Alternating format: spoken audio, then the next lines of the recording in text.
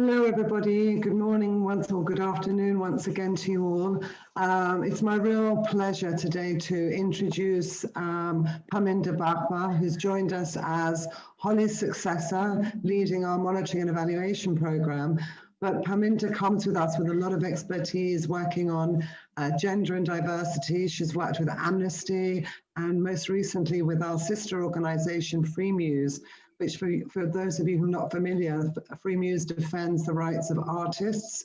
So works very closely with PEN in looking at gender equality and diversity for free expression. So Paminda, welcome today. We're so happy to have you with us. And yeah, we're really excited to start this conversation with the centres. As you'll all remember, we adopted the Women's Manifesto in 2017. It is a commitment by the PEN movement to equality, and looking forward to our next 100 years. As you know, next year we start our 100 years of PEN, and we realize that it's more important than ever to be representative of the writers in our communities, to really fully represent those voices. So I'm going to hand over back to Anne, I think, or to Paminda. Thank you for coming. Thanks, Romana, that's brilliant. And welcome, Paminda, to our webinars, this is the 10th one. So everybody welcome. I know we've become a little bit of a family now and lots of us know each other. But I think because Paminda is new, it would be good if we could, Paul, welcome to you too. So I thought it'd be good if we could go around and introduce ourselves, which centre we come from. And maybe you could just really briefly say what it is that you are hoping to learn from this session, and maybe thinking about future sessions that we might do on diversity and gender and diversity in the future as well. So Virginia, would you be happy to start? You're on mute.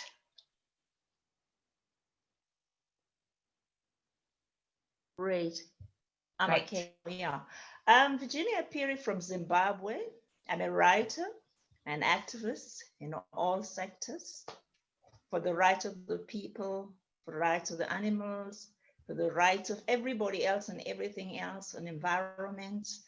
And well, I have been an activist since I was 17. I'm now 66, so it's a lifetime issue in my family as well as myself. So in other words, here today, I'm hoping that we will actually open it up so that it is understood that the gender part of thing is just everybody involved. The diversity, doesn't matter whether it's religion, whether it's work, whether it's male or female, young or seniors, whatnot, not everything together, because sometimes this sort of thing is misunderstood, so that we put it straight, clearly, slowly, and surely we'll get there. Thank you. Brilliant. Thanks, Virginia. Mr. Musa, would you like to introduce yourself and say what it is that you're hoping to learn from today's session? Oh, thank you very much. My name is Musa Sharif. I'm a journalist by my work for the past 20 years. And I do a lot of advocacy, and I do a lot of work with human rights organizations, Amnesty, Article 19, and others. But my work is journalism, and I study a little of gender just to understand what is inside there or what was inside there. So I got that, I got some idea, and I read. So, and I do some work with other people who are really, because when we talk about gender in our context here in the Gambia, we are 95% Muslim. So you see how the thing work here. It's not very easy. Some people, like my father, have 3 wives. So that when you want to talk, they say Islam. So they are, the Islam, comparing Islam with this, so that is very hard.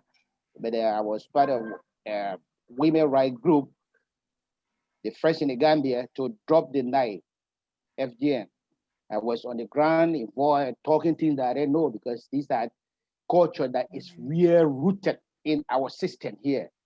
When the girl is 10, no, you have to go. The parents have to spend all their money for the female circumcision. So I was lucky to be part of that team to drop the knife, which was in 2008, but I left that organization and I continued my work as a journalist. So here today, in short, I'm really here to learn because I'm from the faces I'm seeing here, these are people with experience I have later. So I want to listen keenly, then I learn from people, then maybe I will add, because now my role is now with journalism and Pen Gambia Center. So I will try to combine the two to see what I can do to help the system here. Thank you. Thank you, Mr. Musa. William, are you happy to introduce yourself? You're on mute, William.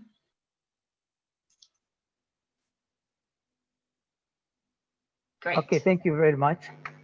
My name is William Ompina. I'm a writer, member of Malawian Pen.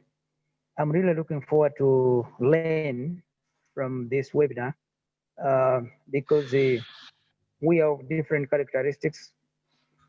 The gender part is about whether we are including men and women, we are including the youth, but still more, I know that there are a lot of things that we need to know. And I'm really very much looking forward to see to what extent we are going to learn on the part of diversity. Thank you so much. Thanks, William. Bernadette, thank you, William. Bernadette, are you happy?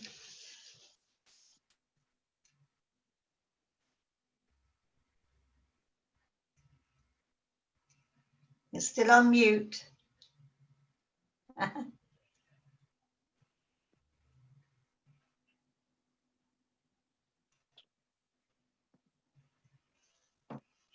You're still on mute, Bernadette.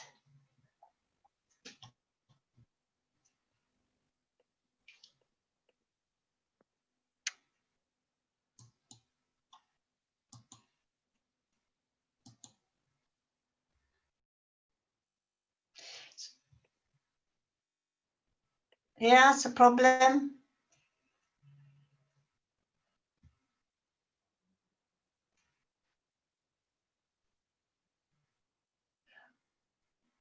There seems to be a problem with your sound. Yeah, sorry.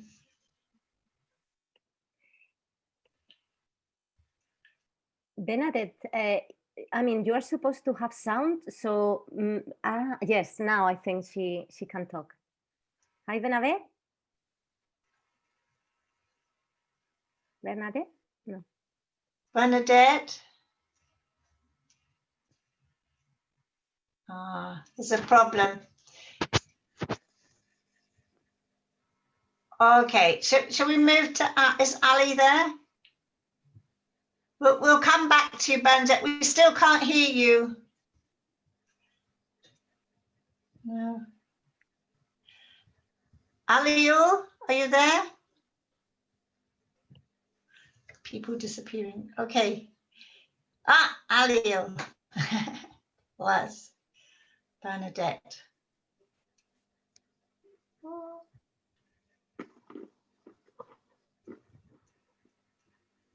There's still a problem. Bernadette, can you hear us? Yes, I can. Hello. Good morning, everyone. Good Morning. I'm Bernadette Kemokai for Pen Stallion. I'm a writer and I'm here to learn. I have little or no knowledge in gender issues. We have challenges here in this part of Africa on gender equality, especially in the literature aspect. So I'm here to grab some knowledge and how to influence my society and the writing world. Thank you, Bernadette. Tong Him?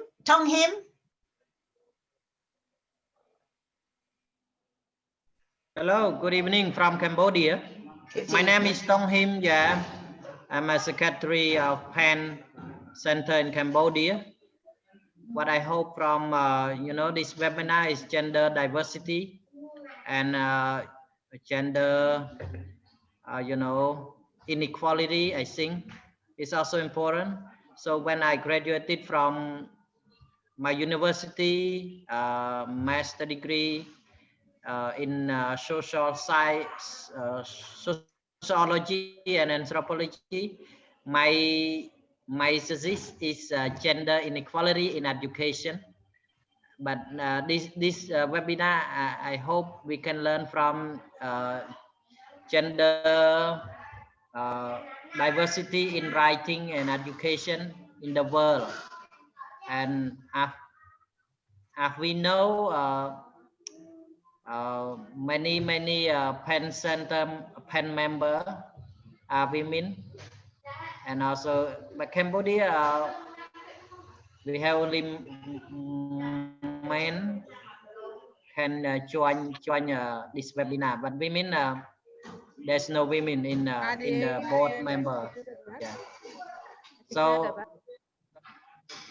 thank you very much, for this topic that PEN International can raise, and I hope we all can learn from each other about gender diversity and gender inequality in writing and literature all over the world, and also gender mainstream, that is also the main topic as well in Cambodia. Gender mainstream is used in many NGO in Cambodia. So maybe as a member of the NGO as well, we can also raise this topic. I hope it is very important. Yeah, in writing we can give equal opportunity to men and women to write together, okay, or work together to produce work in publication or any other works in writing or in masterpiece. Yeah. Thank you very much. Thank you, Dong Him. Muhyiddin Bhai.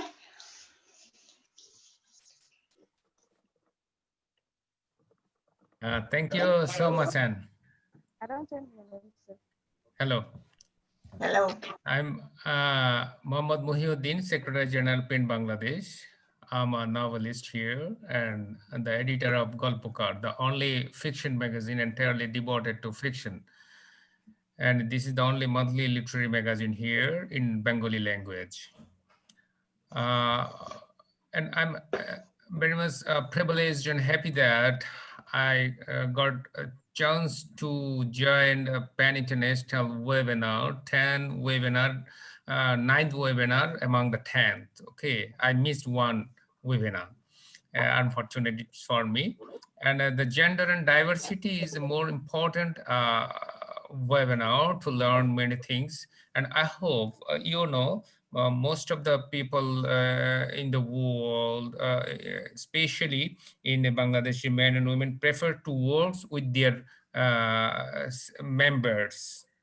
Like a man would like to prefer for men and women would like to work for women. But if we work together, men and women, and I think it will be the opportunity and the production and the scenario will be different, and people can enjoy the workplace if they can work together.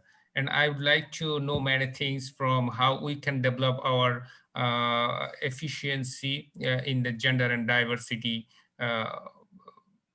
issues. Okay. Thank you so much. Thanks, Muhyiddin. Toyin, are you ready? Hello, everybody. Toyin from PEN Nigeria. Yes, I'm Toyin from PEN Nigeria, and I'm actually looking forward to learning quite a lot from this particular webinar talking about gender inequality and diversity. For me, I really look forward to learning because in Nigeria, where I come from, we have a lot of issues around gender inequality. Recently, we had a medical doctor who was beaten by her husband, a journalist. And, when we look back at all of this, we wonder, even after all the education, we have all these men come out to, you know, put a shame to the family. So I really look forward to learning quite a lot from this webinar. Thank you. Thank you, Toyin. Yawn. Hello. So, in Cambodia, we have two, Tong Him and I. Yeah, we have some problem with like gender in our team. We have all male staff. Like we have secretary and Tong Him and Udam and I is also male. But for writer in Cambodia, I think there are many women that also very success in writing. We have we produce a program called Writer TV. So we invite mostly women, and I think we have a lot of writer that is women that her book become very popular, like Mao Samnang, Paul Pithay, Kim Dina, for example. And here we have mostly, I think, majority the novelists in Cambodia. That is, the most majority is women writers. I very appreciate women writers in Cambodia that they produce a lot of book, write a lot of book. I don't know any other country that have majority writer is women, but I think Cambodia very well, very balanced between male and female, and the majority of novelists is women. Yeah, so we work a lot of many projects so far that we talk directly to the writer, novelists, mostly women. We are so proud of them. Unbelievable. Like, yeah. Thanks, Our pen member. Yeah. Brilliant. Thank you very much. Ketley, are you on? Good morning, all. I'm very pleased again to be with you for that last webinar. For my part, we have a lot of young women affiliated with our Pen Center. And what we would like to do is encourage them and to pursue a career in literature, because from that point of view, they can get a lot of power to express themselves and defend their opinions, because everything is political nowadays in Haiti, and writing is one of the best way, whether it is from fiction or else, to express your thoughts, to encourage other people to understand what is going on, and make pressure on the justice system to give justice to all these women that are being abused with no specific ending to the situation. So we want, with literature, to empower the women so that we can be a voice that is heard on and broadcasted in journals, in radios, on TVs, with our poetic texts, with our literary texts, to touch more and more women and men in Haiti, to make them aware of the gravity of the situation of women. Thank you. Thanks, Ketley. Follow, would you like to go? Yeah, hello everyone. I'm delighted to be here again today. Although I told Maria that I'm going to stay too long because I have some other engagements, and glad to know that there are two members of the Women Writers Committee of Pen Nigeria here present. Tony is one of them, and I think CMO is also here in the house. So I'm just So I really would like to learn more about gender dynamics. I want to really understand certain social.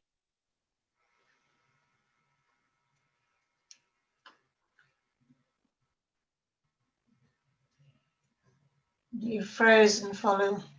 You're frozen, yeah. Cultural realities are the attitudes of some people with. So. Follow, we missed most of what you said because the screen was frozen. Please switch off your video to see if that helps a little bit, and please repeat what you said. Hello. Hello. Hi, Follow. Can you hear me, please? Yes. If you switch your video off, it may help. Oh, he's frozen. Hello. God. Hello. Hi. Please Follow, switch off the video to see that way we can hear you better. Hello. Yes, we can hear you. Can you hear us? Yes, I think.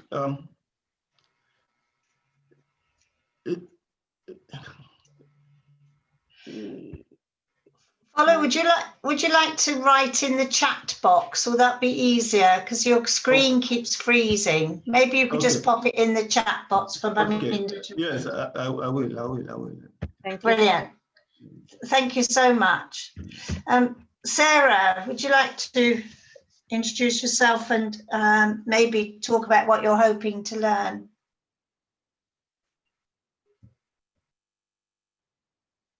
Sarah? Are you talking about Sarah Wyatt, this one? Yes, I am. So many Sarahs in the world that I think many of you will know me from my previous work with PEN International, and I'm currently working on an interim basis at PEN, covering at the moment, or just handed over Middle East and North Africa to our new researcher, Mina, and I'm working on Europe issues and the case list issue. I'm really just here to observe and to see how progress goes, and it's absolutely fantastic to see you all around here. It's really interesting. So thank you very much. Great. Samuel?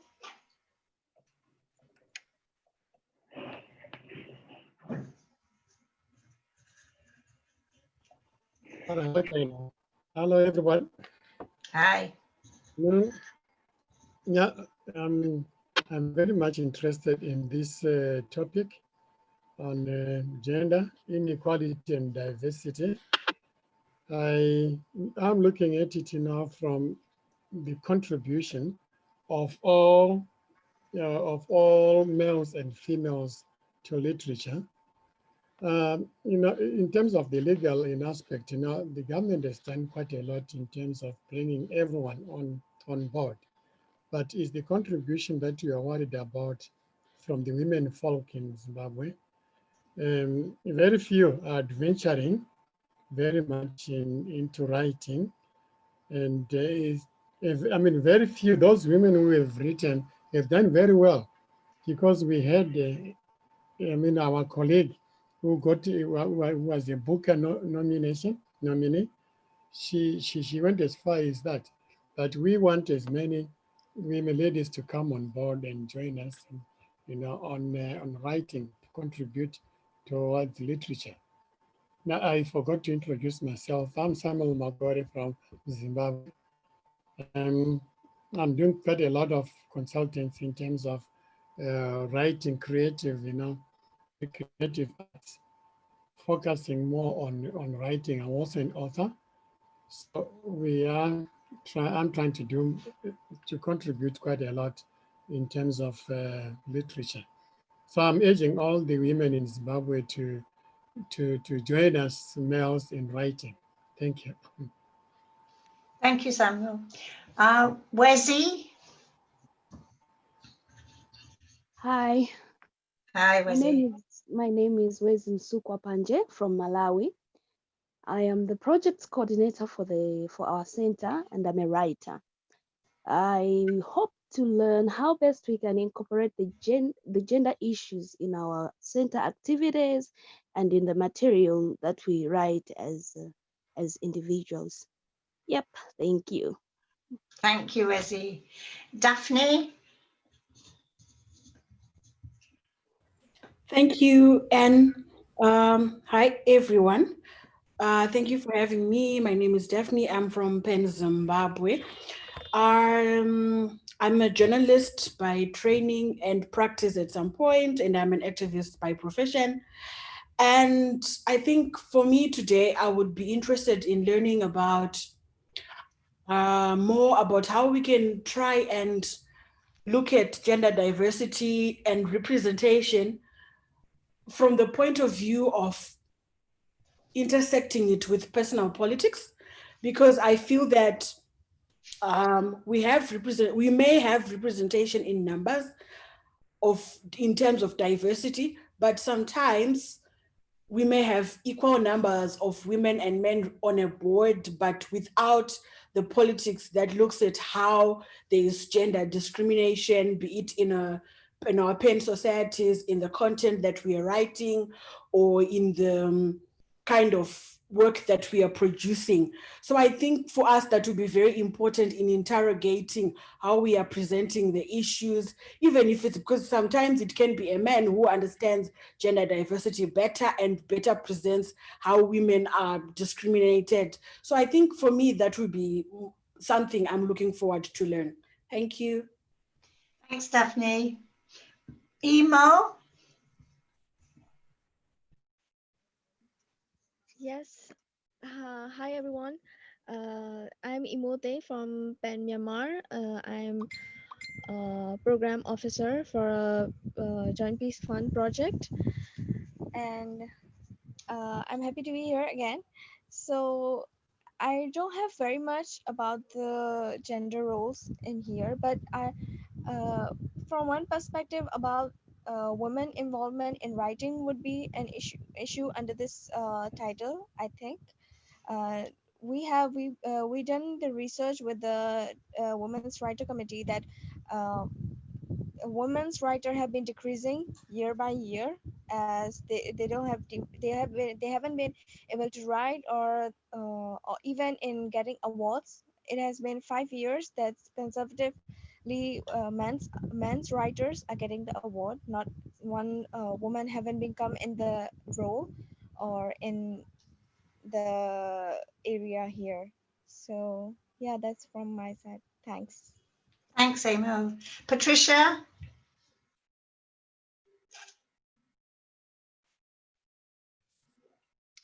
Hi, everyone. My name is Patricia Kanyerere. I'm from Penn, Malawi. I'm here with my friends Wesley and William. I'm very much interested in today's topic, especially on some issues that maybe are of concern to me as regards to the Me Too campaign, and also the issue of segregation of Africans. Professionally, I'm a journalist, so I'm very much interested the way people are reporting about how women worldwide maybe are suffering from sexual abuse, and also how, as journalists, but also as writers, we can create space for victims that are affected through victims that have suffered sexual abuse. How can we create space for such victims to come out and reach out to us as a channel of voicing their concerns? That is one area that I'm very much interested in, but also I'm very much interested to learn how well we can incorporate gender mainstreaming in our various projects that we carry out as a center. I think those are the areas that I'm very much interested in to learn from this webinar. Thank you. Thanks, Patricia. Yamin?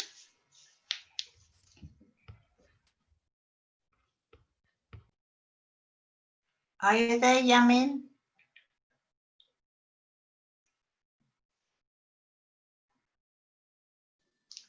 Hello? Hello.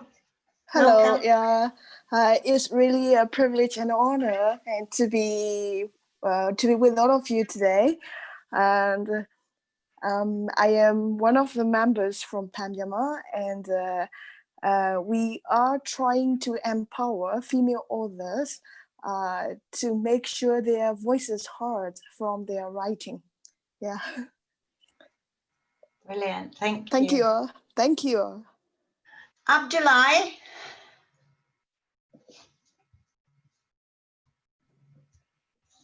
Thank you very much. I'm Abdullah Silla from Guinea-Bissau in West Africa. I am writer, lately more playwright. So professionally, I'm electrical engineer, interested in literature, and started writing very early, I would say. So what I'm here expecting to learn, how other pen centers have been dealing with this issue, because I have, beyond any other things, I have personal interest in getting female fellow citizens empowered. I said personal because I have 3 daughters, and I have been dealing with this gender issue for decades now.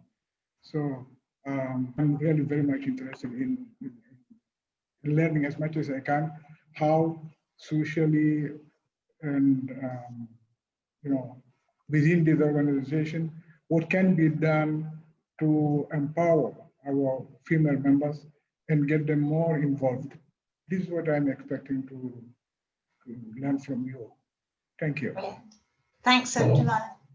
Unduko? Thank you, Anne, and thank you, colleagues. I think we've met most of you. My name is Nduko Umatigere. I'm based in Nairobi, the Africa Regional Coordinator for PEN International.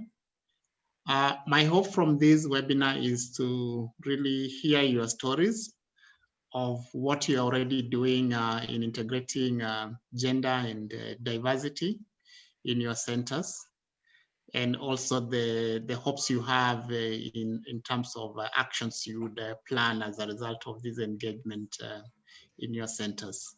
Really glad to see all of you. Great, thanks, Nduko. Salwa, do you want to say something? Morning, everyone. Hi, I'm Salwa Mohammed. I work as part of the PEN International team. I'm part of the finance and admin department, and I work on civil society projects with the international programs team. I'm just here to learn more about gender and diversity and what all of you are doing in your centers as well. Thank you. Paul, do you want to just introduce yourself?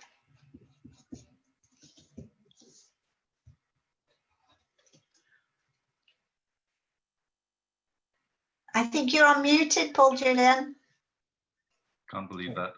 I think you all know me. Paul, fundraiser currently with PEN International, here to learn for PEN, learn personally as well. I too have a teenage daughter, and so dealing with all those issues.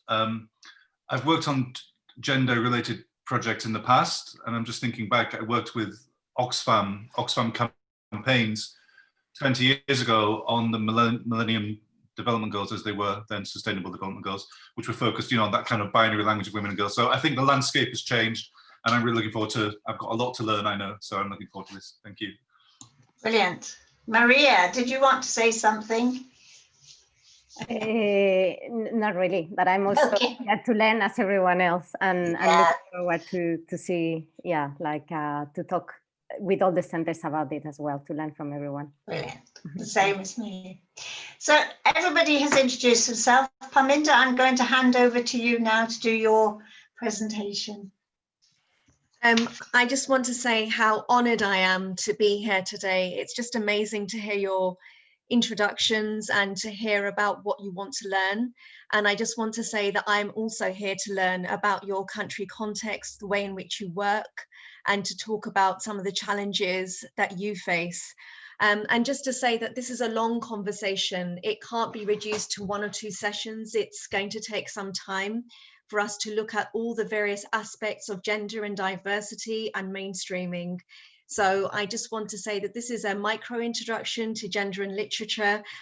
We will then, once we've had this session, continue on to another fuller session about gender and literature. But today I really wanted to come back to some of the core issues around gender and diversity, and to lay the ground for a discussion on gender and literature with you for the next session.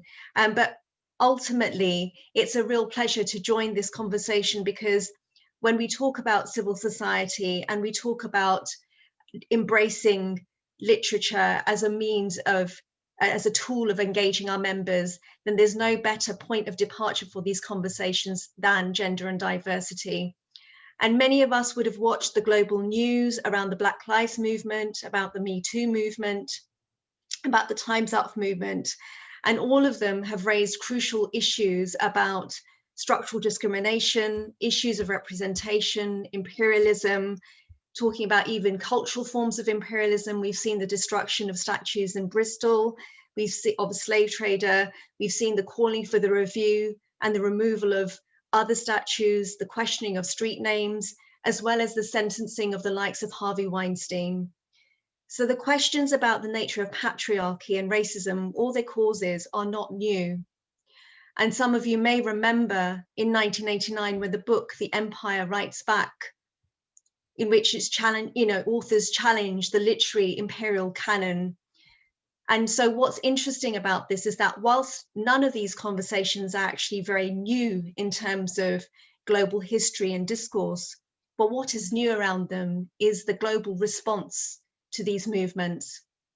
Now, as a response to this movement, as a response to a time which is unprecedented, in which we have COVID, a pandemic, and we have seen undivided attention to issues such as the George Floyd incident, which is an incident or a murder which has taken place in a history of what we would call state issues. We've witnessed a whole plethora of organizations basically suddenly saying that they want to signal change, that they want to demonstrate their commitment to ending sexual harassment and in their workplaces and racism in their workplaces. But the question is, how do we ensure that all of these measures become more than tokenism? How do we ensure that as one of the pivotal organizations that is representing writers across the globe, how can we, as part of civil society, catalyze change in the world, where elitist hierarchies are historic, fierce, and strong, and where inertia has allowed so many organizations and bodies to continue within a familiar framework of doing? Now, over the course of the next few webinars, I will be unpacking many of the issues that you have talked about, and we will pragmatically introspect and come to understand more closely about how we imagine this lens impacting our work. Some of the questions are, how do we see the next 100 years of PEN? How do we see literature that has been at the margins? How do we think about the history of colonialism, imperialism, and patriarchy, and how it's infiltrated the literary, writing, and knowledge canons? Not canyons. I've made that mistake several times when I've practiced this. We will need to think through whether PEN reflects these external realities. How have we dealt with this history? Or are we a part of these echo chambers? And in asking these questions, I now ask you to turn to slide 2, where we reflect on a very brief quote by Audre Lorde when she talks about the kinds of issues that we face in this context. Sorry, Paminda, I haven't, I mean, you tell me when I share the presentation with everyone. Do you want So me if you to can share share the presentation, thank you. Yes, great. So here we were. Sure.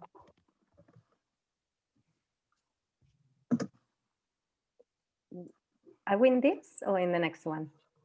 We are on slide 2. On slide 2, here. So we go back to where we talk about Audre Lorde, and we have a picture of visual of Jennifer Clement. Thank you. Right. Thank you so much. Now I want to just reflect for 1 minute on this, I think, this amazing, powerful quote from Audre Lorde. And I think it raises real questions about self-reflection and commitment to the lives that we live. The reasons why we join PEN, the reason why we want to be a part of civil society. I begin by opening her book here. And I'm really sorry for the noise. I've got construction next door. So if anybody wants me to put my headphones on, I'm more than open to doing so.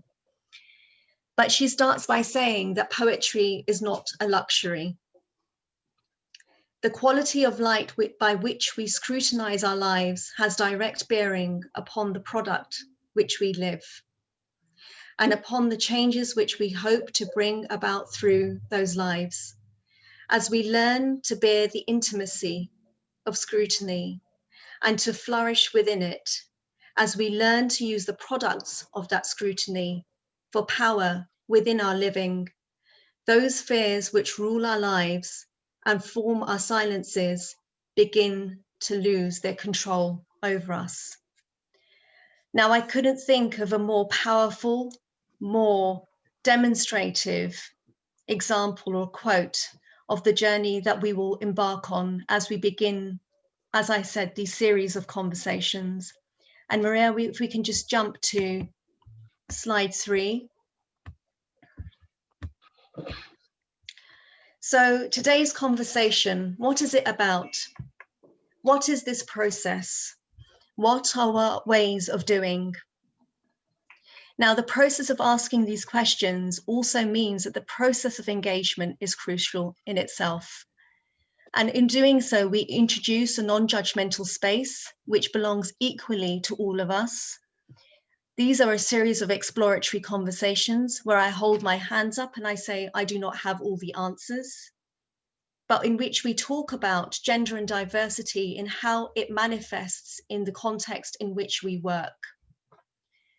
And through this webinar, I will demystify some of the myths when we talk about gender, diversity. What does gender mainstreaming mean?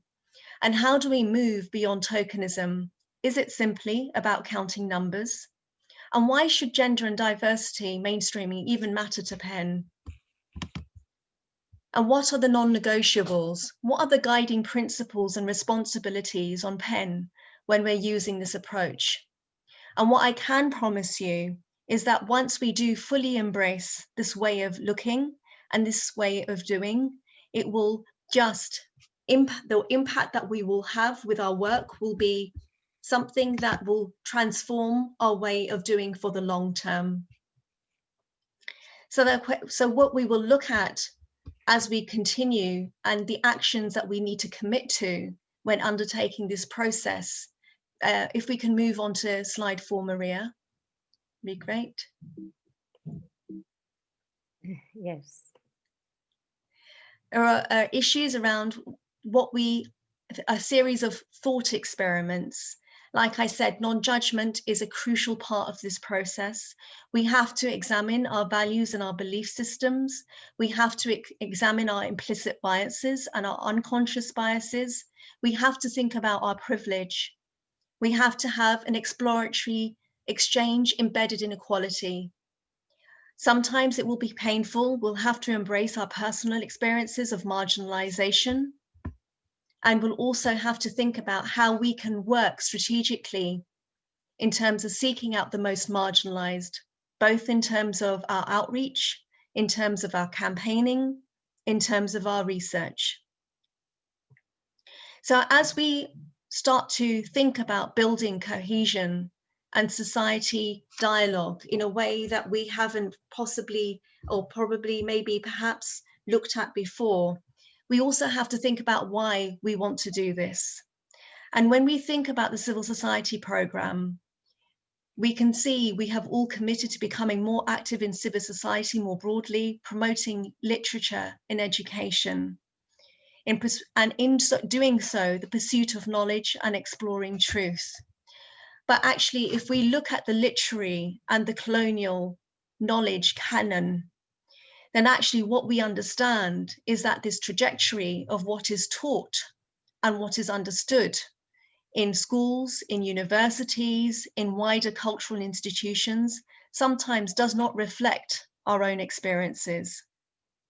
So we need to embrace this process as a way of becoming more relevant to the burgeoning international debate, tackling it head on, becoming thought leaders, and becoming one of the organizations that embraces our history and looks forward to the next 100 years, and thinking through about the impact of what has happened in terms of literature, in terms of how we've traditionally focused on expression, and thinking about how we can provide greater access for young girls to education so they can become great writers. Now I'm going to hand over to Maria and to Anne to start working with the Miro board. I am so thankful to them both for taking on this part of the process because I have my hands up. I'm technologically incompetent, but what I hope to do through this conversation is to just reiterate the questions that were sent out to you all about how we structure our discussion and thinking about how we progress through the next half hour. And I'm just bearing in mind that we do have very limited time because we've run over our time that was delegated or given to us. That's fine. So I just want to open up this conversation by asking you all, what does diversity mean to you in the context of your work? And what I'm going to do is I'm going to open up the conversation to whoever appears on my screen. I'm sorry. Like I said, I'm technologically incompetent, so it means that there'll be an arbitrary way of looking at this engagement. But if William, if you could possibly start, I would really appreciate it.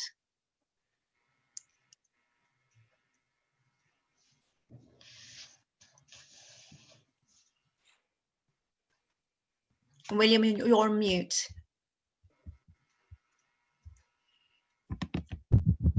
Yeah, is that okay? That's fine. That's brilliant. Okay. You see, the way I understand it is that we need to actually think about men and women working together. But apart from that, we also need to think about the cognitive skills which people have. I appreciate that people are different. They have got different personality traits. So we also have got to incorporate people depending on their capabilities, or in other ways I can say in their incapabilities, make their incapabilities to become capabilities. Thank you. Thank you so much, William. Virginia.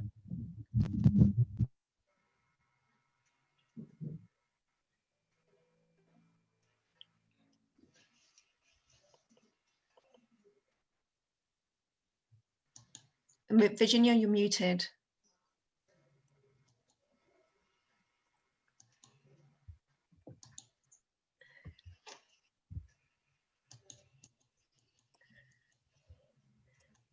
Virginia, you're muted. Can you hear me?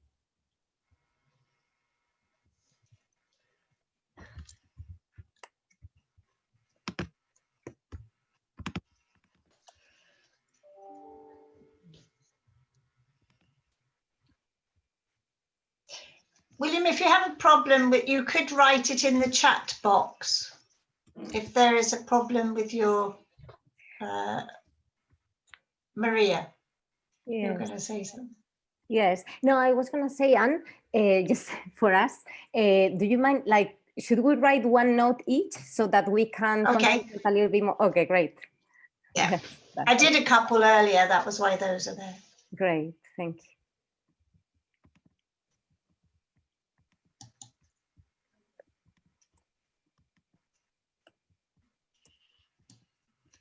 No, shall we see who else? Samuel has written in the chat box he would like to learn how other countries.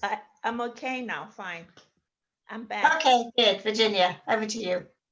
Yes, actually why I'm here is also to look at it differently. What my colleagues have mentioned is totally different, but I've looked at it in a different way because already I'm looking at obstacles and how we are failing to move forward.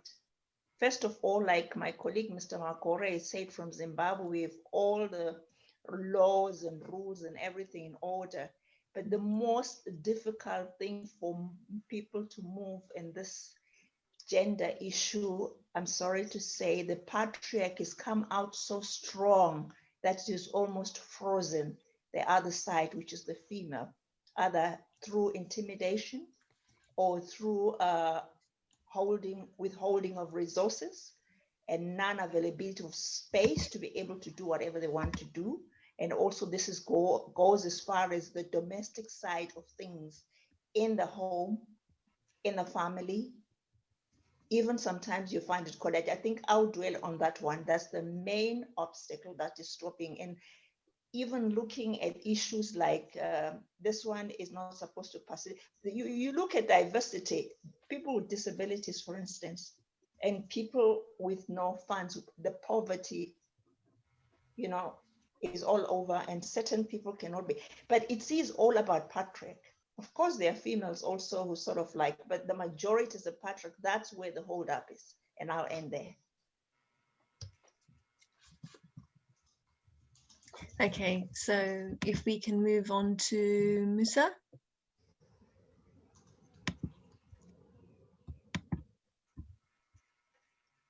And you're on mute.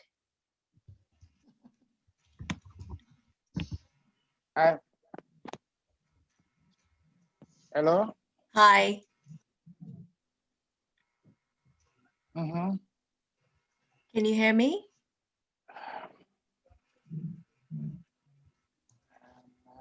I don't know. Can you go to the next person? Let me put my thought together. That's absolutely fine. Hello? Maybe, can you hear me? Okay, Musika, if you can hear me. Yeah, I can hear you. Okay, so you want me to move on to the next question? I said, can you move to the next person? Let me put my talk together because. Okay. Yeah, I'll you move to the next person. Okay, so the next question is, have you tried to tackle gender and diversity issues in any way in your work? And if so, how did you approach it? And what were your outcomes and learnings?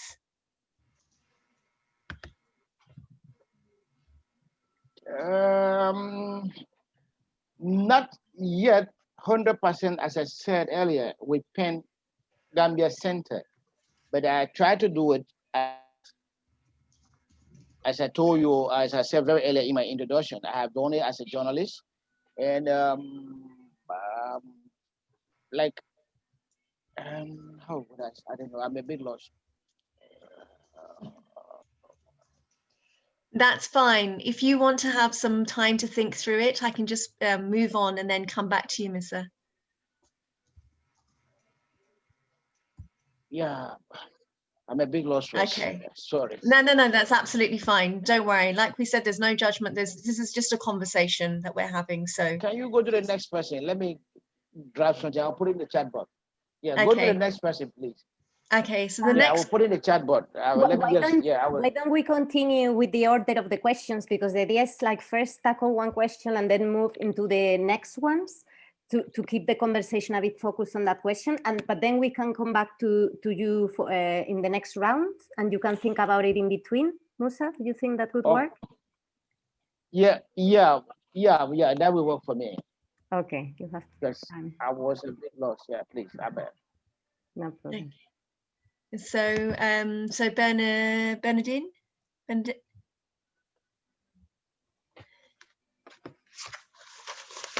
can you hear me?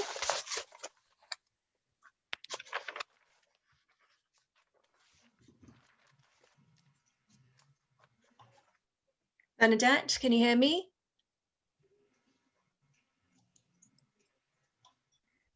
Bernadette, there you go.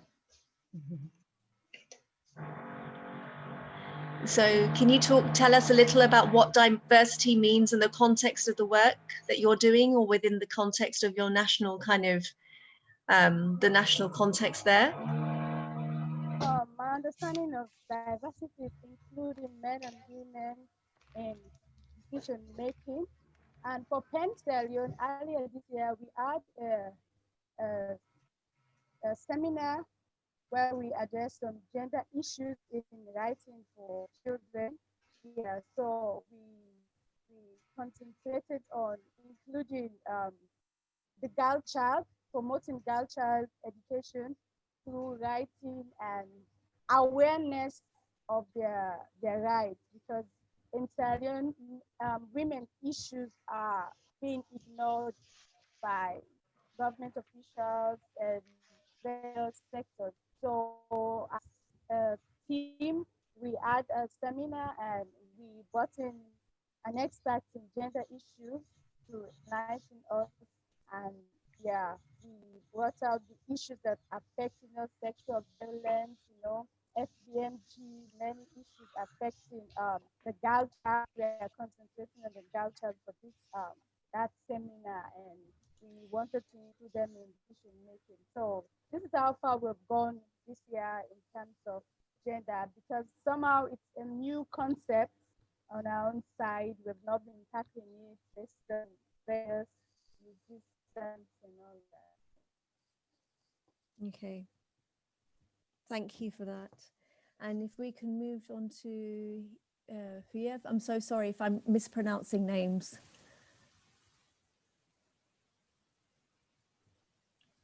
Huyev?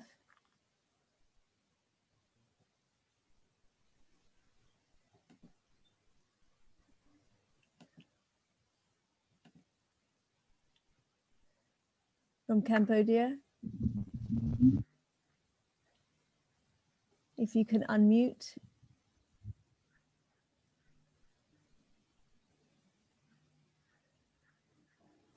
Hello, Mary. Hi. Hello. Hi. Can you hear me? Okay. Yes, now we can. Okay, I can answer to the question about diversity. Diversity here, it depends on the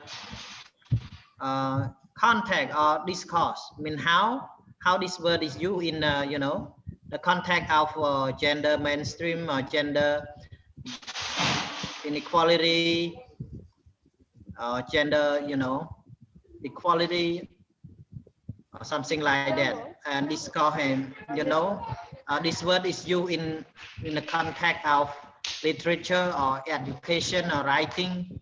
So fully participate in in a space where men and women are given the equal opportunity, equal space for them to join the activity provided by the institution or any other any other institutional work, something like that. So if you want to focus on gender diversity, it means you want to focus on participation. If you give the encouragement to them, or the space to them, men and women, so that is diversity is all about. Mainly not focusing on gender bias, mean gender discrimination or something like that. So okay. Thank you. So thank you. Okay. And if we move on to Bangladesh, sorry, I can't read the full names on here. Mohammed, I'm so sorry. And if you could unmute yourself, that would be really great. Yeah, thank you so much. The diversity definition refers to the existence of variation of different characteristics in a group of people. In the context of my work, what I have written in the chat box, you see diversity might interact with my co-workers of different genders, age groups, faith, and caste even. It's so on.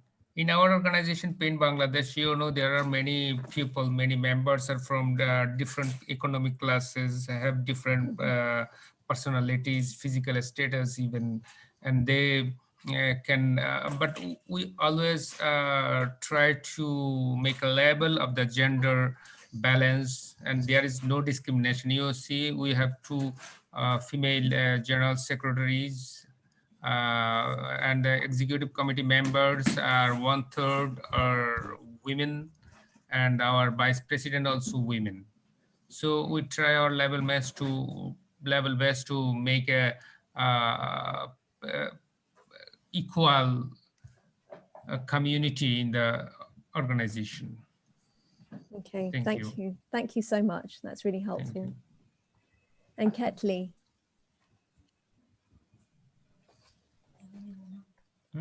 Yes, I motion what my colleague from just said. To me, diversity also means equality and balance. So in Haiti and in my context at the PEN Center in Haiti, we have people from different origin. We have people who speaks different languages, and we have people coming from different social classes. And our goal would be to harmonize those people so that our group doesn't feel less important than the other. We have to come together, all of us, because the power means really being together and not giving accent to a group or the other. Of course, we encourage young women. This is our main goal, but also we have to be inclusive with everyone and every caste of society. Okay, thank you so much, Ketley. And Samuel?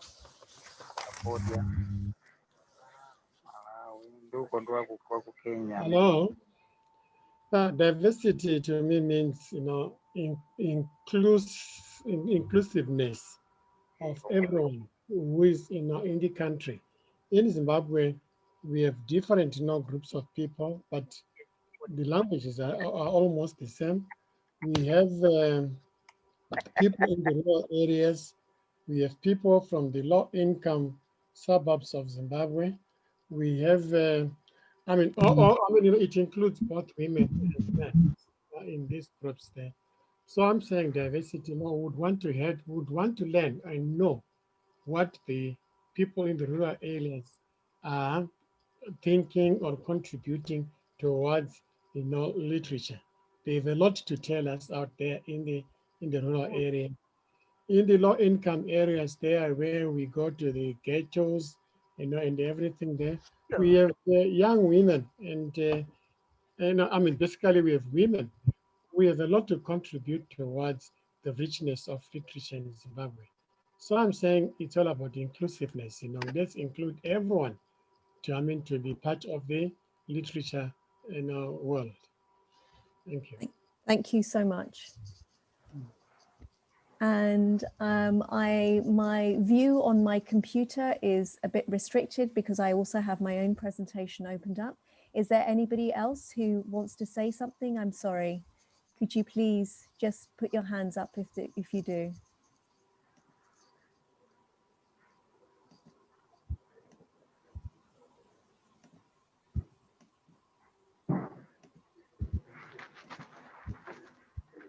Is there anybody who wishes to add anything to this? Okay. Folu, would you like to say anything else?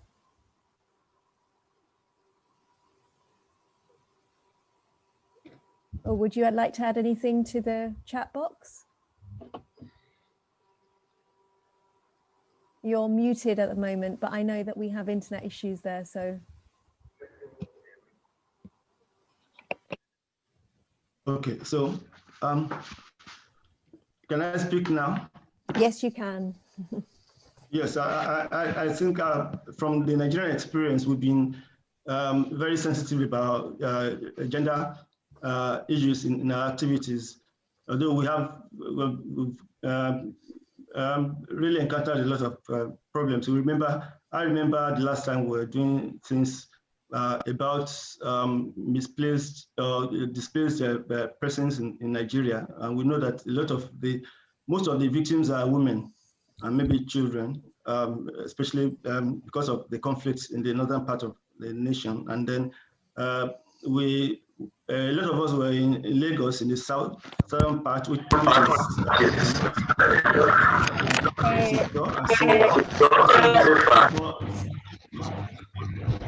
but we really couldn't. Sorry, follow.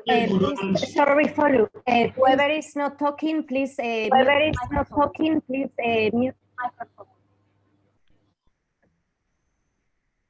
Go ahead. Yes, because of the conflict in the north, we really couldn't reach out to those who have been the real beneficiaries of our activities, because most of them are women and they are locked in various IDPs in the northern parts, and so we couldn't really reach them because of the security issues, and at least and so all we could do was just to stay down south, really making statements and attracting attention to the issue of the surrounding the conflict, especially where women are concerned. So many things revolving around their situation, even reports coming out about how even security operatives were really exploiting them, giving really harassing them sexually, maybe for food and stuff. So we've had to really organize events to drum up attention to issues of gender, but we were incapacitated at a point, and we still are really, because of the security problem here. And so we are very sensitive about that, but there are certain constraints which are making things a bit difficult for us here.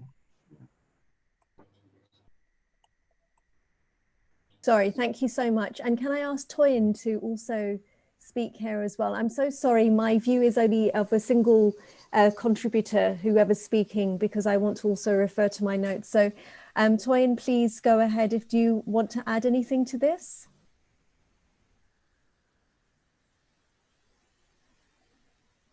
Parminder, I thought I saw two hands, two people raise their hands. It's just that I can access the participant chat because I have this screen. Okay, please. So can we invite those people who've raised their hands to speak first? If Maria, if you could just ask whoever raised their hand first to start. Yes, I'm not very sure because I can't see now who they were, but I think it was Amo from Myanmar and someone else. Let's see if or maybe they actually, I'm just checking, sorry, in the other computer, and actually they don't have their hands raised, so I might have imagined it. Okay. So Toyin, if you want to, would you like to say anything? I'm so sorry about my computer issues, but I would love to hear what you have to say about diversity and what it means to you.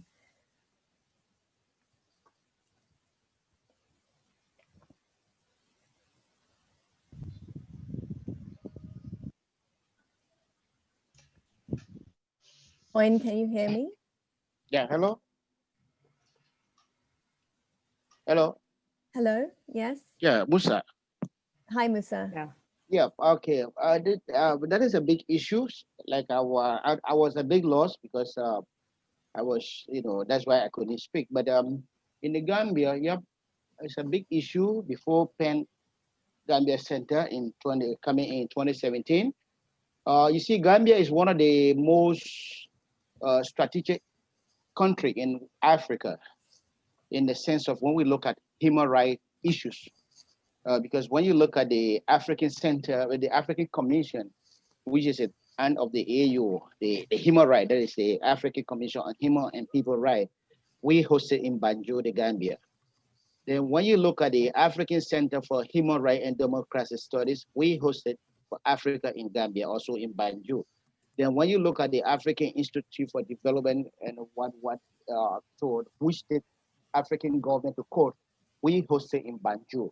So the issue is, especially when you come to the issue of the gender, it's not anything new in the Gambia. As I speak, after the first republic, the second republic came in with always as a vice president is a female. So as I speak to you, the vice president of the Gambia is a female. And this new government has even set a structured unit called the Ministry of Gender, Women and Social Affairs. In the Gambia Army, you can see a woman, a general, a lieutenant colonel, in the police. We have some, although there is still a gap, which we are fighting for them to be 50-50, or we are looking at 51 for 49, something like that, but there's still a gap. So when we set up Penn Gambia Center, what we look at, as I speak to you, our vice president is a woman, Fatima Sila. She was in Manila at the last Congress.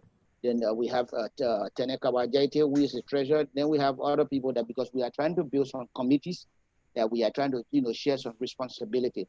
So we are working hard to make sure that really 100%, because like my colleague friend, I think Zimbabwe said, although Malawi said, Patricia, we are journalists. For me, my whole idea is journalism. So anything I want to do, it should be equal.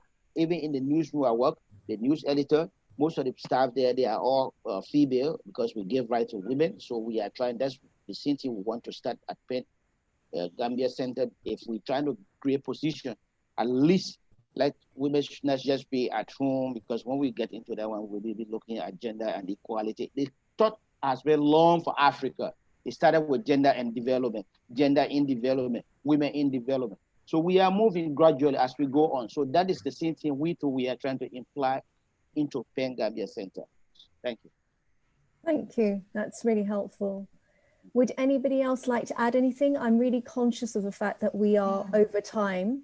And so I would suggest that perhaps what we can do is ask everybody to raise, or anybody that wants to raise concerns about gender mainstreaming, and that this is the time to do so now. And then Maria, if you can just help me with, if there is anybody who's raising hands and I can't see it on my board, I would be really appreciative. Yes, of course.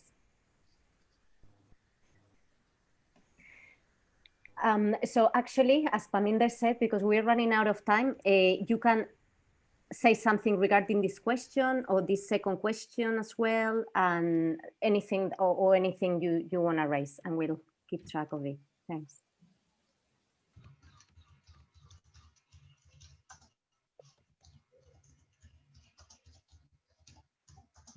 Yes, does that mean to say I can search this in 1 minute? Something, not even less than a minute? Absolutely. Please Yes, well, ahead. I'm just asking all the Penn centers to work together in order to be able to talk with one voice, even in countries where things are difficult at times, like in our country, to help us, to give us ideas, to brainstorm with us. Thank you. Thank you. Can I come in there quickly? Please go ahead. Yeah, can I come in maybe in 5 seconds too? Hello? Yes, please go ahead. Musa, yeah. She said that we should work together as all Penn Center. When you say we should work together as Penn Center, not just a Penn African Center, can you just give a hint of what you want for us to do? Because quickly, just give me a few minutes. Because when you look at, we are discussing, I'm happy that our own brother Diko is now the coordinator for Africa Center. We can move up to that. I've been to Malawi, I've been to Sierra Leone, but we don't know other people.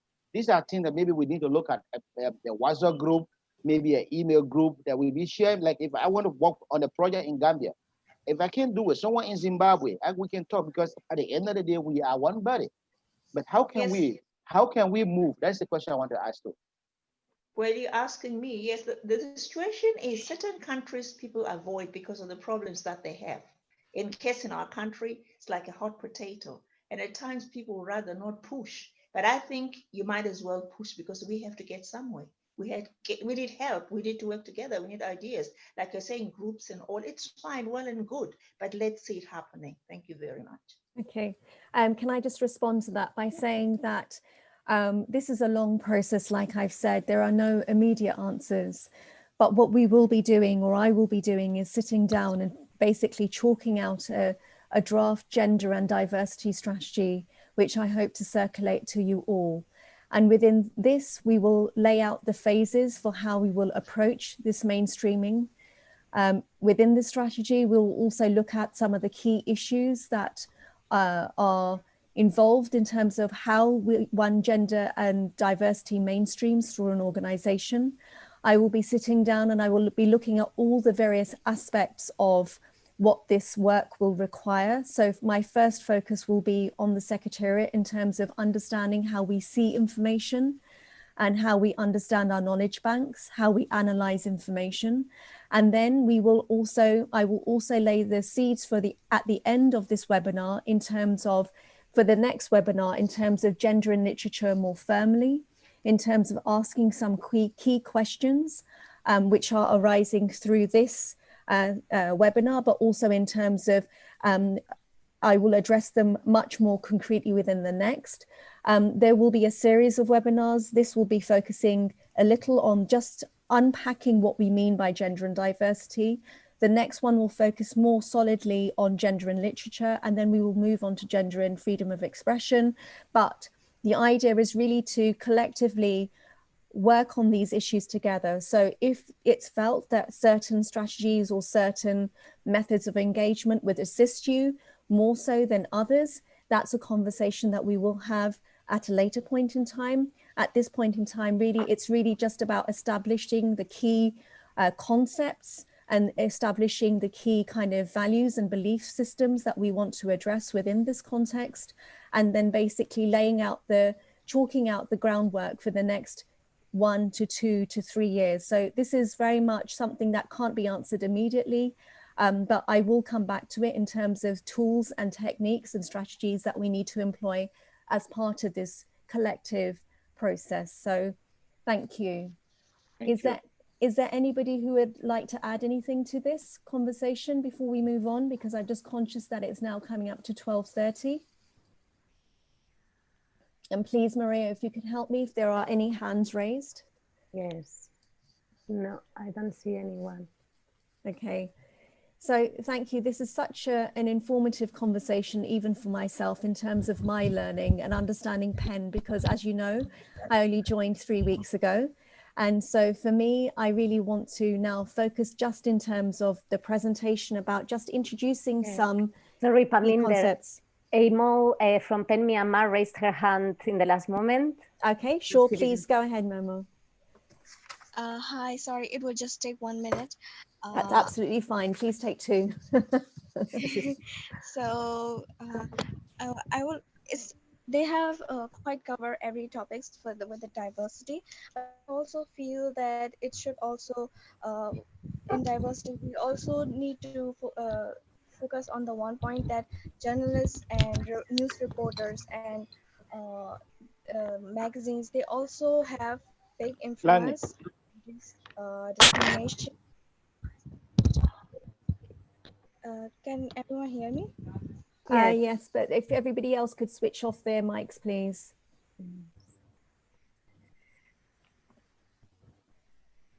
Yes, so as they were portraying women's I read a news in that woman was raped because after 16 glasses of wine. So that was the title of the news. So which obviously portray like that it was women's fault. That's how they are portraying women in which leads to discrimination. Or even in religion, when they give us the news that this there was an attack by this by Muslims or by Hindu or any other religion, they tackle it, and they mainly specific mention the religions or the gender or they portray it like that. And I feel that because it also have a big influence on people's mind who read the news, who see that of view that this is the religion fault or the gender fault. So I also feel that this point is also will go with this. Not only they are portraying the discrimination, they are portraying this patriarchy, making it more prominent in our brain who reads this news. So I feel that way. Thank you you very much. Thank you so much.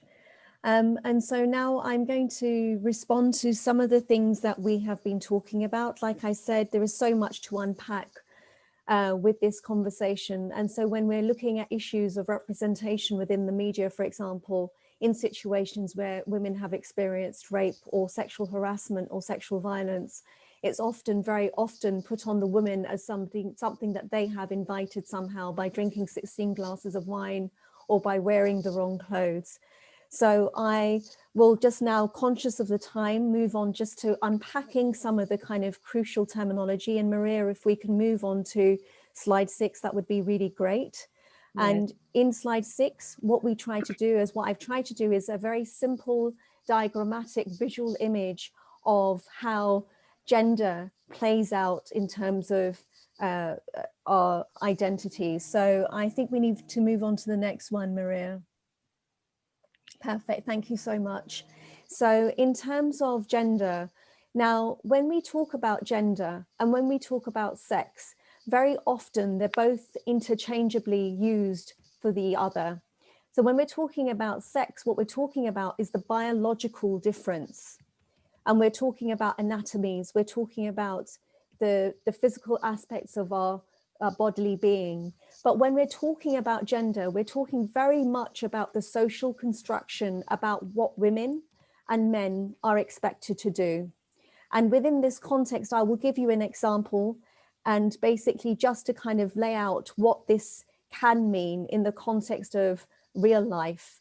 Now, very often we know that childbearing is biologically attributed to women, but actually child rearing and daily maintenance of the household are socially often assigned to women. Now, the key difference is that one is a biological attribute and the other is a social attribute. And what happens is that the distinctions that we draw between the masculine and feminine roles within society are not fixed. They're not something that are static, but each society, and I would argue as a feminist myself, patriarchal societies will carve out a role where women are seen as being childbearers, as domestic, the people who take care of the home, and the male as being out in the public realm. So this division that we see happening in terms of gender is something that's not directly related to our biological being, but our social, cultural norms, which become inculcated as culture, as religions, as societies. All of them come together to try and define who we should be. Now, very often you will have situations where somebody's gender does, or there's someone's sexual being or someone's sex does not correspond with their gender identity, because what their gender identity is basically about how a person feels and who they know themselves to be when it comes to their gender. So essentially, when we're talking about these things, we are talking about a situation where there are many different gender identities, whether it be transgender, whether it be gender neutral, whether it be non-binary. I've heard conversations where people talk about two spirits within the same person. So we're talking about a situation in which we have binary definitions of how gender is organized, but very often there are many ways in which people experience their gender. There are many ways in which people express that gender publicly, and there are very many ways in which we need to look at gender as an organization. So whilst I understand that the conversation and the emphasis is on women, we also need to, as part of this conversation, embrace the conversation where it is externally. Because in the external world, not only is it about women, it's also about all these different forms of non-binary gender, which are also presenting themselves in the context of the history of marginalization and the history of discourse around what underrepresentation has meant.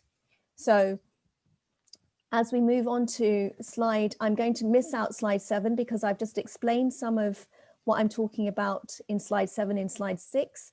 But Maria, if we can just move on quickly to slide 8, I'd really appreciate it. Here? No, the one before. Ah. Thank you.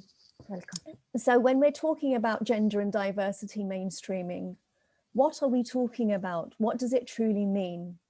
Now, in the context of PEN, for example, it would mean that we're engaging in the multiple layers of analysis that will happen in each area of our work, whether it would be with Paul in terms of fundraising and looking at other sources of fundraising, whether it be in terms of research and looking at our database and unpicking our database to see whether it's representative of groups which have not traditionally been heard in the context of, say, for example, literature.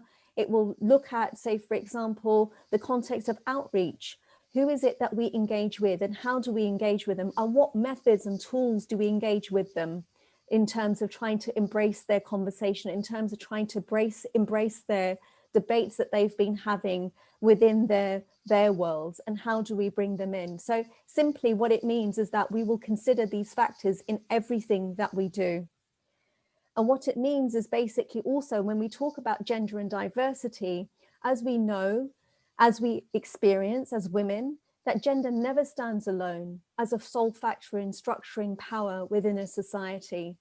And within this context, what we have is something, a theory or an idea which has been expanded on by feminist theorists and academics who look at this term called intersectionality. And that context of intersectionality is what we're very simple in terms of actually what it really truly means. So it means that when, for example, we have somebody, a woman from an impoverished area living in the rural part of the country, and when she experiences a certain violation, her access to remedy is reduced that much more so because of all those intersecting identities that she has. And what it means is that essentially, when you have that intersectionality, it will impact everything that you have access to as part of the human rights framework. And when we look at these issues, we have to understand that gender inequality or gender and diversity in this context is not something that is equally measured. It affects different groups differently. All women and girls or people from the LGBTQI community, for example, experience these things in different ways. And so there is no one monolithic way of looking at how these issues impact our identities, how they impact our access to human rights mechanisms, or how they impact our access to finding, say, for example, a complaint with the police. They impact us all in different ways. And so when we're looking at gender inequality, we have to pay particular attention to the other half of the gender who historically have been left out of the equation in terms of literature. And we have to look at how gender impacts them in terms of their expression. And we have to look at how they are impacted more so at a younger age when it comes to access to education.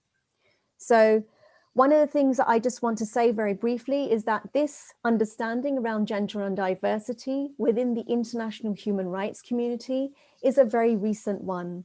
And it was largely after the Beijing conference in 1995, when feminists and women rights activists realized that the marginalization of women and their experiences, and of sexual minorities and their experiences in international human rights law that we had, that has historically been there since 1948, actually also reflected the subordinate position of women that they had faced socially, economically, and politically within society at the hands of their families, communities, and society at large.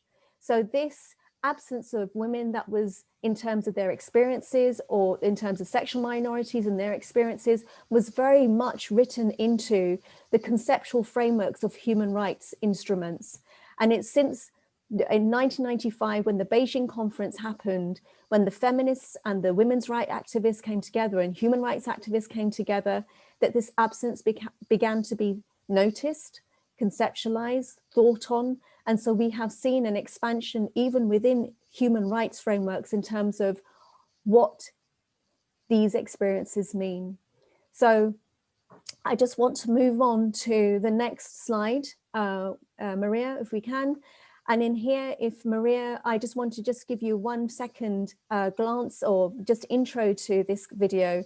I thought it was very interesting because here we talk about the literary canon. Here, Urvashi Bhattalia, who is a feminist publisher based in Delhi, India, but also the chair of Penn Delhi, gives us an illustrative example of how gender and diversity mainstreaming can work at its best, where the very notions of elitism, class, patriarchy, traditional literary cultures are all broken through a right piece of a book.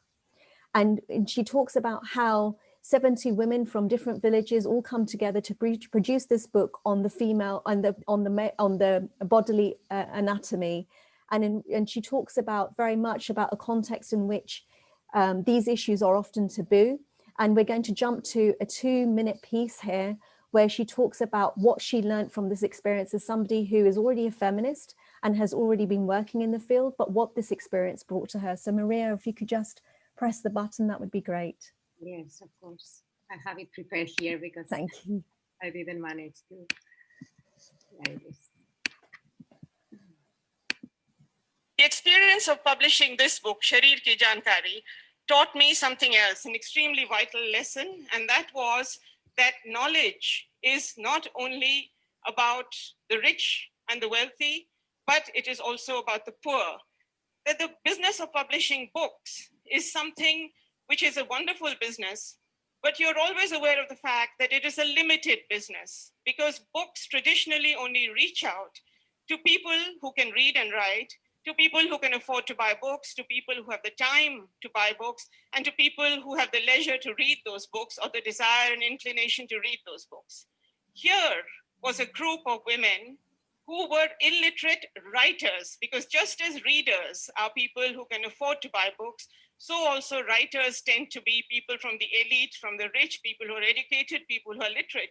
Here were people breaking those stereotypes. A bunch of women, illiterate women, who had produced this rather wonderful book that crossed the boundaries of class, that crossed the boundaries of gender, that crossed the boundaries of caste, that crossed the boundaries of what is considered good writing. And it was a dream book, which we published, and we were very proud to have published it because for us, this began to break the barriers that you have in publishing and writing about who can write, who can create knowledge, what kind of knowledge there is, and who reads, and who the right kind of readers are. We continued to publish books of this kind. We tried to address marginalized voices in India and looked at books by a domestic worker, people of sexual minorities, a transgender worker, Dalit women, trying to bring to the fore voices that are continuously marginalized by people who make literary and knowledge canons. At some point one day, someone asked. Okay, so I hope that you found that as inspirational as I did in terms of what literature can do when we try and tackle these frameworks around gender and diversity in a context where women and other many groups have faced historic marginalization in both the literary and publishing world. And as we do, I want to move on to slide 11, Maria. And slide 10, sorry, that's perfect. And just to say that given the fact that we have limited time, I will just reduce my conversation around this particular slide to a minute or so.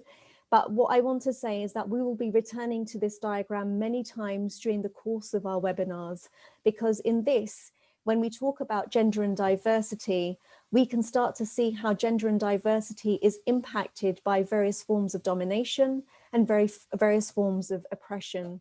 So when we're talking about gender and diversity, what does diversity mean? It can mean many different things. And this is what we talk about when we refer to intersectionality, is the cross point at which all these identities intersect to ensure that access to justice access to education, access to ability to express freely, are all impacted and compounded by all these varying identities that we all have.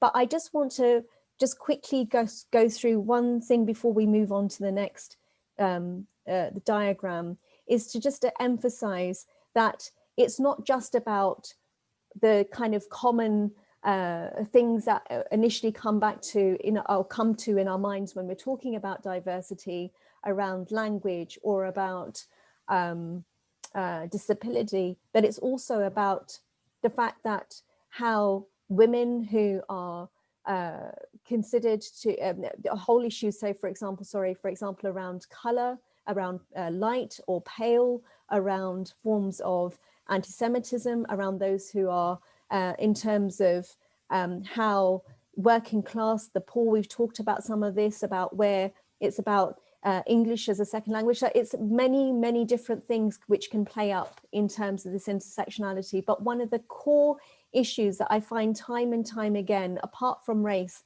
that gets left out of this conversation around diversity in recent times more so, is around socio-economic standing and how that ability or that impacts our ability to access many different parts of the rights framework. But we will be returning back to this. I'm very conscious of the time, so I want to move on to the next few slides so that we can all meet, so we can be on time and what have you. But please do be assured that I will be coming back to that discussion. It's not just limited to today, but one of the things that I wanted to go through is basically about how do we approach gender and diversity? How do we approach this area of work?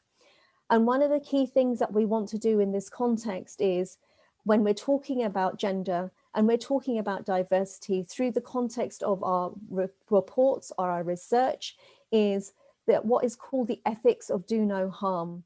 So we should never replicate stereotypes. And when I talk about stereotypes, when we talk about words, I mean, it's very interesting that Audre Lorde actually talks about this in some, with some reference about basically the idea of suffering and the fact that women are victims. Very often women do suffer at the hands of their perpetrators, the violations, but women are also survivors. So and this is just one of the many stereotypes that exists in this arena. But what we try to do within this context is to understand that the same violations may have different gendered impacts depending on the intersecting identity of the individual. But in terms of methods and approach, it means that when we're talking or we're outreaching to women or to LGBTQI groups or to other groups, then we need to think about sensitive approaches, thinking about ensuring that our questions are not value laden, to ensure that our implicit biases, which is something that I will address as part of the next webinar, is something that we address before we make those approaches, to ensure that we're not duplicating the historical marginalization that these groups have faced already. And very often working on these issues requires persistence. It requires time to gain trust and to break down those barriers. So sometimes we require an outreach strategy, which is not a simple way, it's not simple as such as just contacting a group and emailing them, or trying to speak to them through a very brief conversation about the nature of what we want to do. But we need to gain their trust. We need to gain their confidence that we know what we are doing and that we will do it in a way which is about embracing diverse debate. It is we are aware of how we can engage them in a way which is not patronizing, and we will revisit our own assumptions in terms of what we think we know and understanding power dynamics. So just as much as I want to ensure that these conversations that we have are non-judgmental, I want to ensure that the conversations that we take beyond ourselves, beyond pen, are also non-judgmental approaches. And so when we're talking to NGOs, when we're talking to those who are more heavily engaged in these issues, we need to be very clear about what we can bring to the debate. And that will become clearer as we have more webinars. And also what I want to emphasize is very much is that the idea of gender or feminist struggles within Western literature itself has always been largely understood as being somewhat of a Western kind of conception. If I've been reading books myself where I'm absolutely up in arms thinking there's an absolute absence of the South Asian feminism that I'm absolutely aware of since independence in 1948 within the context of India and the politics of South Asia. But very much gender and feminism is something, these struggles are international and they are not Western. They're embedded within our identities. They're embedded within the struggles that we have on a personal front, which are also a part of our political struggles. And what I wanted to say is that one of the other things that we will be doing and I will be looking at is trying to build in a continual assessment of gender and diversity within our monitoring, evaluation, and our learning. So moving on to slide 12, very quickly. What does this gender and mainstreaming mean? Now, I've touched on some of this. It means it will impact the design of our research and campaigns. We will absolutely make a concerted attempt to tackle the invisibility of specific gender groups within data sets and asking crucial, uncomfortable questions about where are the women? Where are the cases? And we will look at the building of our contact base. So like I said earlier, when we're talking about knowledge bases, I will be looking at the actual information, how it's stored, how we see will obviously impact how we do. And in trying to understand how we can engage and embrace proactive research and reporting strategies on human rights violations with a gender sensitive lens. So that means gender sensitive analysis. It means looking at the circumstances, the context, the consequences, nature of and access to remedy, the nature of harm and activities and belief. And all of those things, I promise you, I will unpack when we have more time as we go through this process of exploratory exchange and conversation. And it also means in terms of our outreach strategies, we will also look at how we embrace some of those questions which we raised about how we embrace writers from diverse backgrounds. How do we ensure that we have voices from the Indigenous community, from the blind, from the young, from racial and ethnic minorities? So this is, like I said, this is only a precursor for all the conversations to come. Gender and diversity is a huge issue.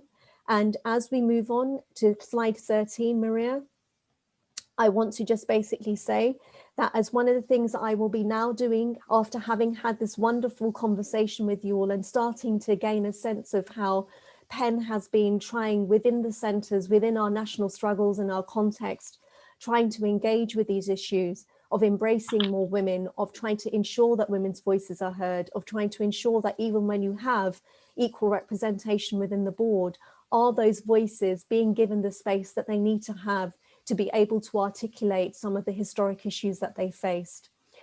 And so within that context, I will be looking at how we can segment the way of working that we want to embrace into a number of different phases. I will be looking at what that means in terms of the Secretariat and how that we can do that within the context of our centres.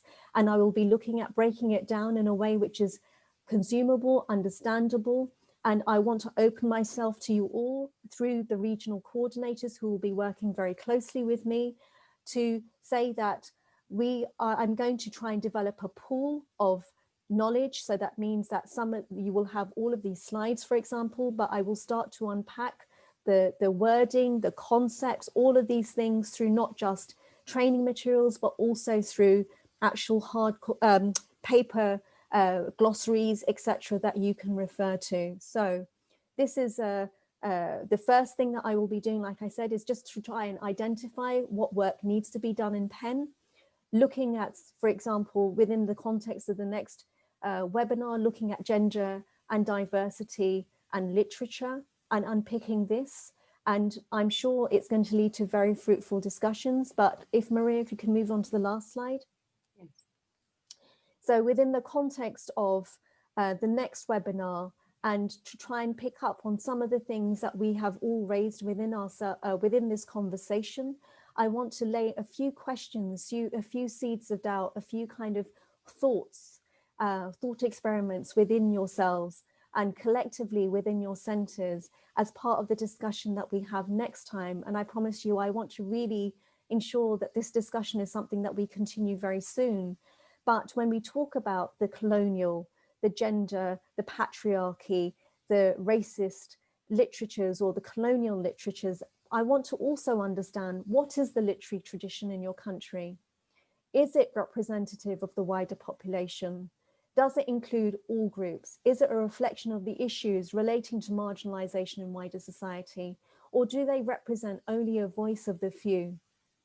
And is this literature representative of the wider issue around freedom of expression, of what we're allowed to say, of what we're allowed to think? And how does that impact genders differently? Does it prevent genders differently in terms of what they feel they're able to say, of what they can imagine, of what their creativity can lead them to? So I'm very conscious that we're coming up to the end of a long session. I want to say thank you from my behalf. I'm really sorry that it hasn't left very much time for questions, but just to say that this is the beginning of a longer conversation. So please feel able to come back to me with any specific questions that you do have.